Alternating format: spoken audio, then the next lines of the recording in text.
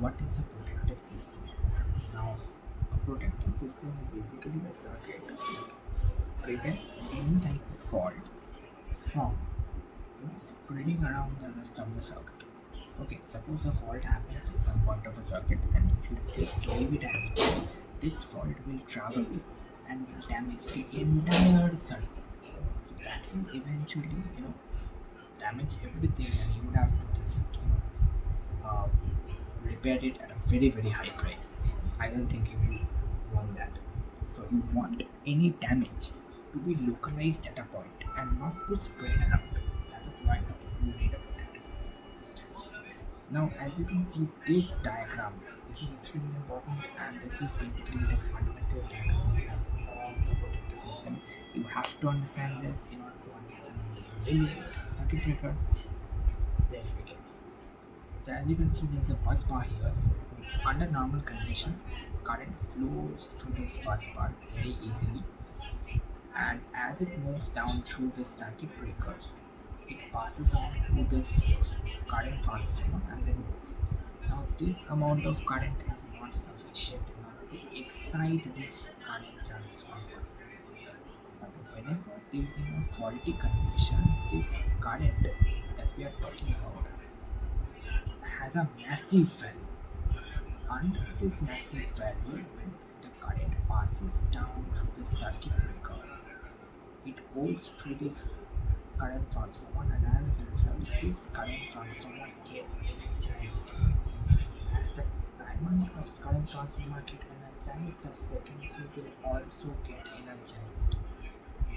So what happens is that this secondary creates a magnetic field around itself that enables this contact to move down here. As a result, you can see this whole circuit is getting complete. So as a result, this battery sends current from here to here, and then through this contact it sends current to the strip coil. The strip coil, as soon as it gets energized, it attracts this contact over here.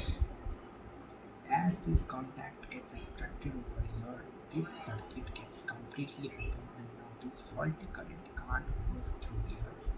So this faulty current path is completely blocked. It is opened over here, and we know that in open circuit current won't flow. So what they have done is the combined action of circuit breaker and relay. They actually made this faulty current localized at a point. Due to the circuit breaker and relay, this faulty current can't move down here, so it prevents the damage of the entire circuit. That is what a protective system does. Alright, so here we move on to the next part, that is abnormal and normal condition. What are normal conditions?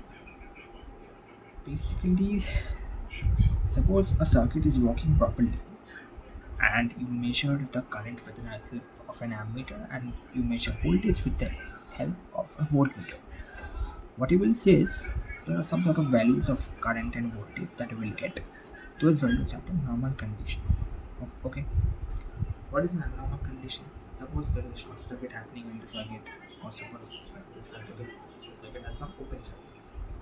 Under open circuit, voltage increases highly, and under short circuit, we know that the current becomes extremely high. That amount of current and voltage values are abnormal condition. Alright. So we move on to the next part, that is type of faults. We have symmetrical fault and asymmetrical fault. We first move on to symmetrical fault. What is it? When there is a fault happening, suppose there is a short circuit happening, okay? And there are three lines A, B, C. A, B, C are basically three phases. If the short circuit is happening at all three phases, that is called as a symmetric fault, because you can see that there is a symmetry over here. In all three lines, the fault is happening. All three lines are getting short circuited. That is a short circuit. That is a symmetrical fault. What is the difference between these two? The fact is that this fault is getting travel to ground. That is LLLG. And here it doesn't travel to ground. That is triple L. Alright. As you can see that there is a symmetry over here. Hence, this type of faults are completely rare because we know that, you know, nature, you know, in nature, the symmetrical part is quite rare, and that is why symmetrical faults are also rare. It exists 2 to 5% and not much. Now we move on to asymmetrical fault, and what are it? You can see that in the first diagram here. The fault is only happening to one of the three phases and then it is traveling to ground. The other two phases are completely normal. So you can see that there's an asymmetry over here. So it's an asymmetrical fault. Okay. As you can see from the data the possibility of an asymmetrical fault is quite high. We know that asymmetrical things are quite common in nature. Okay, so we move on to the next part, that is the short circuit KVA calculation. What is it? Basically, what I'm talking about is, you see, uh, during a short circuit, what happens is that the current value gets extremely high. Due to that, what we know that P is equal to VI cos phi. So if the I will become very very high, so what will happen? The KVA will also become very very high. There is no brainer about it. Due to this, the power gets extremely high and that is called as a short circuit KVA. Now what happens is that in order to calculate the short circuit KVA, we have three methods or three steps that we have to follow. Okay. Then in any circuit we can calculate the short circuit KVA, no problem. First is a single line diagram. Talking about this single line diagram, suppose there is a circuit given over here. This is basically a generator and this is a star connected generator. Oh, alright. These are called circuit breakers. The square shaped structures are circuit breakers, and this long dashed line is a bus bar. There is a transformer over here, and this transformer is delta to star connection transformer. That means its primary is in delta and secondary is in star. We've read this already in compatibility of transformers and three-phase transformer compatibility, grouping, vector grouping. Alright. We have another transformer over here and then we have a motor which is also star connected. So what is actually telling? Let's see. This generator, this whole part, it is the generating part of electricity. That means the electricity is generated over here. Alright. Then through bus bars, this part is basically the transmission part. Okay, this is the transmission part. This is the transmission part. So what it is telling is that the power is getting transmitted over here. That is why a transformer is used so that you can step up the voltage up to a very high level. Here another transformer is used so as to step down the voltage. Why? Because this part is the distribution part. We are distributing the power to the consumers from here. So for a particular numerical, we have whatever will be the given details. We have to first draw this whole circuit, the whole single line diagram for that numerical. Alright. Once we are done with this, we have to move on with the impedance diagram. Now what is it, impedance diagram? You see there is the generator, there is the transformer, there is the motor. It has some sort of resistance and reactance, right? But it is not mentioned over here, because they are to be mentioned in the impedance diagram. As you can see in the generator, it is mentioned over here. Generator has the reactance and the resistance mentioned over here. This is the transformer that we were talking about, transformer 1. It is basically this transformer. So this is the primary resistance and primary inductance of the reactance of the transformer. Okay, the primary reactance and the primary resistance.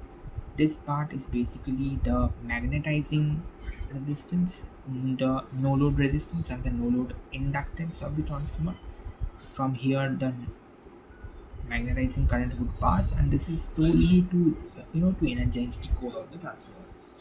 This part is the secondary inductance and secondary resistance of the transformer. It is done. Now this circuit, whenever you will see this part, this is the This is how we represent a transmission line over an impedance diagram. Alright, these resistance and reactance are the resistances and reactances of transmission line itself, and these are the capacitance. This is also called as a pi circuit. The full name is nominal pi circuit. Okay, we will talk about nominal pi circuit later on when we will be studying about transmission lines. But for now, you can just understand or keep in mind that this circuit, this part, is called as the pi circuit. How it is pi? You can see two capacitors on two ends of the resistances and inductances, and this is the pi circuit. Next, we have the transformer 2, which is also given as here, and then we have the motor. Once for a particular numerical you are done with this impedance diagram, you move on to per unit system. What is per unit system? It is just a ratio between actual value in any unit by base value in the same unit. The main question over here lies that why do we need a per unit system? This is because we know that the generator levels operate at a voltage of 11 kilovolt. Okay, the transmission levels occur at a voltage of about 132 kilovolt, and the distributions occur at a voltage of about 415 kilovolt. 415 volt. You can see that there are three levels of voltage. One is a little high voltage, one is an extremely high voltage, and one is a lower voltage. So if we calculate using these values, the values will be entirely wrong. Okay, so we need a base value upon which we can calculate very easily. Alright, where there should be no value that is too high or there should be no value that is too low. Alright, so we need to first calculate the base values of all of these. Suppose for this generator there should be a base value that is neither too high nor too low, and for the transmission line and for the distribution line it is the same, and then we will use these values for our calculation. Alright, then we have a base, so we can calculate it very easily. Now here are the formulas for this thing. I guess there is no need to explain these formulas because they're quite easy to understand, so you can understand it very easily. Alright, let's go through all the formulas so that you can have an idea about it. Okay, as you are done with all of these formulas, remember it very quickly, note it down, and try to understand.